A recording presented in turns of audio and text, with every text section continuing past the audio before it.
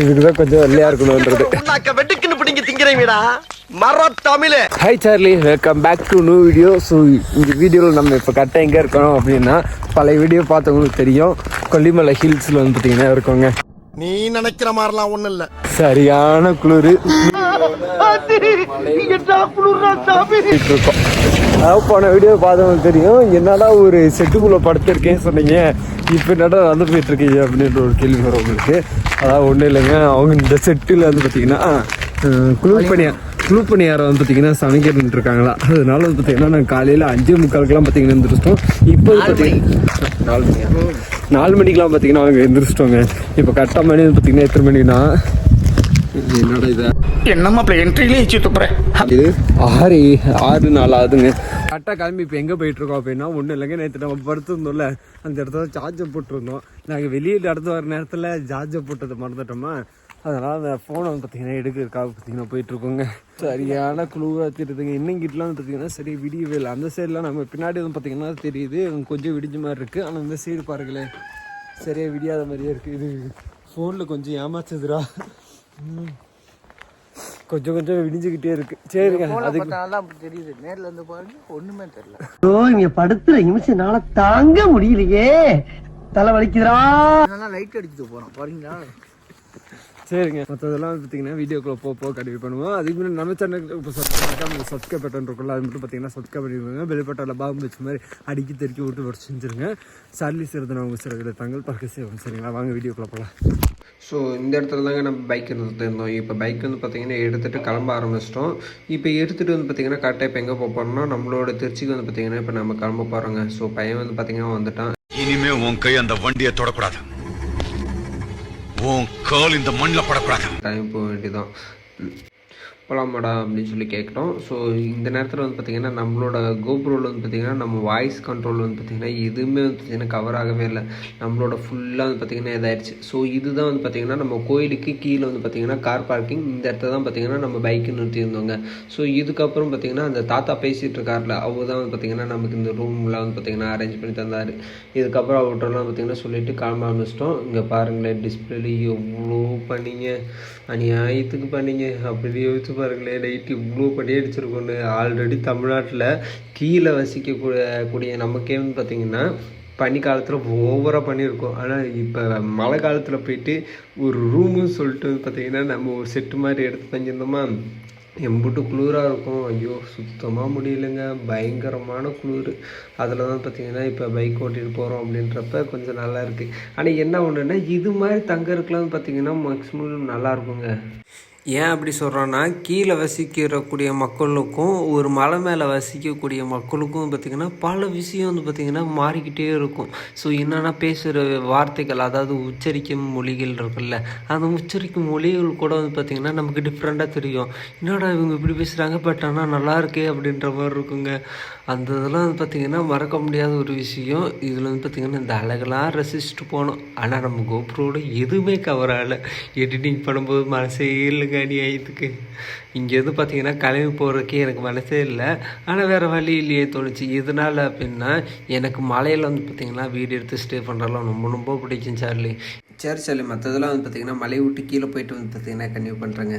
கொல்லிமலை விட்டு பார்த்திங்கன்னா கீழே வந்தாச்சு. இப்போ கரெக்டாக நம்ம எந்த இடத்துக்கிட்ட இருக்கோம் அப்படின்னா, துறையூர் அப்படின்ற ஒரு இடத்துக்கிட்ட தாங்க இருக்கோம். இங்கேருந்து நம்ம திருச்சிக்கு வந்து பார்த்திங்கன்னா இன்னும் எத்தனை கிலோமீட்டர் பார்த்திங்கன்னா, இன்னும் 72 கிலோமீட்டர், 70 இல்லை, அங்கே போர்ட்லேயுமோ பார்த்தோன்னா 53 கிலோமீட்டர் தான் சம்திங் வரும்னு நினைக்கிறேங்க. அந்த வெள்ளை ரோட்டில் போனாலே இந்த கண்ணு கூசுதுங்க. நிறையா தடவை அந்த ரோட்டில் வரும்போது நான் நிறையா ஃபீல் பண்ணியிருக்கேன். ஏன்னா நம்ம கருப்பு ரோட்டுக்கும் இந்த வெள்ளை ரோட்டுக்கும் ஒரு வித்தியாசம் இருக்கும்.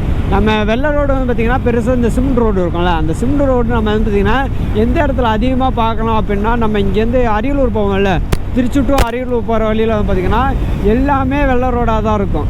போகும்போதெல்லாம் வந்து பார்த்திங்கன்னா கடுப்பேறும், என்னடா இது மாதிரி போட்டு வச்சுருக்காங்களே ரோடு அப்படின்னு.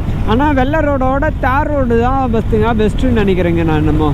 ஆனால் ஆக்சிடென்ட் ஆனால் தார் ரோடில் காயமாகிட்டு அது சரியாகவே ரொம்ப டிலே ஆகுது. அதனால் தார் ரோட்டில் வந்து பார்த்திங்கன்னா ஆக்சிடென்ட் ஆயிடவே கூடாது. ஆக்சிடென்ட் ஆச்சுன்னா அந்த காயங்கள் வந்து பார்த்திங்கன்னா திரும்ப ஆறு வந்து பார்த்திங்கன்னா ரெக்கவரி பண்ணணும்ல, ரெக்கவரி பண்ணுறதுக்கு ரொம்ப டைம் எடுக்கும் சார்லி. அதுக்கு இந்த ரோட்டில் எனக்கு என்ன ஒரு விஷயம் ரொம்ப பிடிக்குன்னா, பெருசாக டிராஃபிக்கே இருக்காதுங்க. நைட் நேரம் சரி பகல் நேரம் சரி டிராஃபிக்கே இருக்காது. ரோடு சும்மா அல்டிமேட்டாக இருக்கும். இதே மாதிரி தான் ஃபுல்லாகவே போயிட்டுருக்குமா, அதனால் பார்த்திங்கன்னா நம்ம சாரி ஜாலியாக ரைட் பண்ணி போகலாம். நம்ம என்ன வேணால் பண்ணலாங்க, ஆனால் அந்த ட்ராவல் விட்டு பண்ணிடவே கூடாது. அப்படி ஒரு தடவை நம்ம பண்ணிட்டோன்னா, அப்படி ஒரு டைம் நம்ம ட்ராவல் பண்ணிட்டோம் அப்படின்னா நம்மளே மறக்கணும்னு சொன்னால் கூட அந்த ட்ராவல் நம்மளை மறக்க வைக்காது. சும்மா நம்ம போன இடத்தெல்லாம், போன இடம், பேசின இடம், இன்ன இடம், சாப்பிட்ட இடம் அப்படின்னு சொல்லிட்டு எல்லாமே ஞாபகம் வருங்க அநியாயத்துக்கு. என்னால் எங்கிட்ட வேணால் பார்த்தீங்கன்னா ட்ராவல் பண்ண முடியும், ஆனால் இந்த மதுரை ரைடெலாம் வந்து பார்த்திங்கன்னா ட்ராவல் பண்ண முடியாது. ஏன்னா அவ்வளோ மெமரிஸான ஒரு மதுரை ரைடெலாம் பார்த்திங்கன்னா இருக்குது. ஏன் என்னால் பார்த்திங்கன்னா ட்ராவல் பண்ண முடியாதுன்னா, நம்ம first time Kerala cycle trip பண்ணோம்ல, எப்போயுமே வண்டி ஓட்டும்போது பார்த்திங்கன்னா ரைட்டில் ஏறி பழகுங்க. ஏன்னா எனக்கு பெருசாக ரைட்டில் ஏறவே தெரியாதுனால லெஃப்ட்டில் ஏறி தான் எனக்குலாம் ரொம்ப பழக்கமா. ரைட்டில் ஏறலாம் எனக்கு பார்த்திங்கன்னா பெருசாக தெரியவே தெரியாது. இப்போ தான் கொஞ்சம் கொஞ்சமாக கற்றுக்கிட்டு இருக்கேன் நான். மோஸ்ட்லி ரைட்டில் ஏற தான் ரொம்ப சேஃப்டி. ஏன்னா லெஃப்ட்டில் வந்து பார்த்திங்கன்னா பெருசாக யாருமே பார்க்க மாட்டாங்க. ஏன்னா ரைட்டில் டிரைவர் சீட் பக்கத்தில் கண்ணாடி இருக்குமா, அதனால் ஈஸியாக பார்க்குற மாதிரி இருக்கும். லெஃப்ட்டில் பார்த்திங்கன்னா கண்ணாடி வந்து தூரத்தில் இருக்குமா, ஸோ இந்த சைடு இருக்குல்ல, இந்த சைடு வந்து பார்த்திங்கன்னா யாரும் பார்க்க மாட்டாங்க. அதனால் எப்போயுமே ரைட்டில் ஏற தான் ரொம்ப சேஃப். அதனால் பார்த்திங்கன்னா எப்போயுமே ரைட்டில் மட்டும் ஏறுங்க சார். என்ன சொல்லிட்டு இருந்தோம்ல, அந்த மதுரை ட்ரிப் பார்த்திங்கன்னா போனோம் அப்படின்னு, நமக்கு ஃபஸ்ட்டே இல்லை கேரளா சைக்கிள் ட்ரிப் பண்ணதெல்லாம். அதெல்லாம் வந்து பார்த்திங்கன்னா ஒரு நல்ல ஒரு மெமரபிளானது. ஏன் அப்படின்னா நம்ம வந்து பார்த்திங்கன்னா பெருசாக அந்த இடத்துல ட்ராவல் பண்ணவே ரொம்ப கஷ்டமாக இருந்துச்சு. கிட்டத்தட்ட நம்மளாம் சின்ன வயசில் தாங்க சைக்கிளாக ஓட்டி பழக்கம். வயசு பசங்க பார்த்திங்கன்னா இப்போ இருக்கக்கூடிய ஜென்ரேஷன்லாம் யாருமே சைக்கிள் ஓட்ட போகிறதே இல்லை சொல்லுங்கள். இப்போலாம் வந்து பார்த்திங்கன்னா இந்த மாதிரி பைக்கே வந்து பார்த்திங்கன்னா அந்த பேட்ரி மாதிரி இருக்கும்ல, அந்த பேட்டரியில் இந்த மாதிரி பைக்கே வந்துருச்சு. அப்படி இருக்கக்கூடிய இந்த காலகட்டத்தில் வந்து பார்த்திங்கன்னா நம்ம சைக்கிள் எடுத்து பார்த்திங்கன்னா ட்ராவல் பண்ணோம்ல, எவ்வளோ வழியை பார்த்தோம், சுத்தமாக ஞாபகம் முடியலைங்க. எனக்கு நல்லா ஞாபகம் இருக்குது. ரோட்டில் இதான் இது மாதிரி ஒரு ரோடு, அந்த ரோடு பைபாஸ் ரோடுங்க. பைபாஸ் ரோடு படுத்து அழுதுட்டோம். நம்ம அழுது கால்வழியில் பார்த்திங்கன்னா பயங்கரமாக அழுதுட்டோம். அதுக்கப்புறம் எப்படியும் பார்த்திங்கன்னா அங்கேருந்து அந்த கால்வழியோடு அப்படியே ஒரு 4-5 கிலோமீட்டர் போனதுக்கப்புறம் பார்த்திங்கன்னா பெட்ரோல் பங்க் இருந்துச்சு. 2 பெட்ரோல் பங்க் இருந்துச்சு. போன விழாக்லேயும் இது நான் சொல்லி பண்ணியிருக்கிறேன், இந்த விழாக்லேயும் பார்த்திங்கன்னா சொல்கிறேன். 2 பெட்ரோல் பங்க் இருந்துச்சு. ஒன்று கச்சிப்பி, ஒன்று இந்தியன் ஆயில். அந்த இந்தியன் ஆயிலில் தான் பார்த்திங்கன்னா நம்ம கேட்டோம். கேட்கும்போது எதுவுமே யோசிக்காமல் நமக்காக ஒரு தனியாக செப்பரேட்டாக ஒரு ரூமே தந்துருந்தாங்க. அந்த விஷயம் எனக்கு ரொம்ப பிடிச்சி போச்சு. ஏன்னா நம்ம அந்த நேரத்துக்கு கால்வெளியில் பார்த்திங்கன்னா போயிருக்கோமா, அப்படின்ட்டு இருக்கும்போது நமக்கு தனி ரூமாகவே தந்துருந்தாங்களா. அவங்க ஸ்டே பண்ணிட்டு மறுநாள் அந்த கால்வெளி பார்த்திங்கன்னா நமக்கு எல்லாமே போனதுக்கப்புறம் லைட்டாக தான் அதுக்கப்புறம் இருந்துச்சு. ஏன்னா 2 தொடையும் பார்த்திங்கன்னா பயங்கரமான வலி. அதுக்கப்புறம் பார்த்திங்கன்னா அங்கேருந்து கிளம்பி நம்ம கேரளா ட்ரிப் போனோம். ஆனால் கடைசியில் ஏதோ ஒரு படுபாவி சைக்கிள் தூக்கிட்டு போயிட்டான். அதுக்கப்புறம் தாங்க அந்த கேரளாவிலேருந்து வந்த வழியெல்லாம் பார்த்திங்கன்னா ரொம்ப நினச்சிக்கிட்டே வந்துக்கிட்டே இருந்தோம்.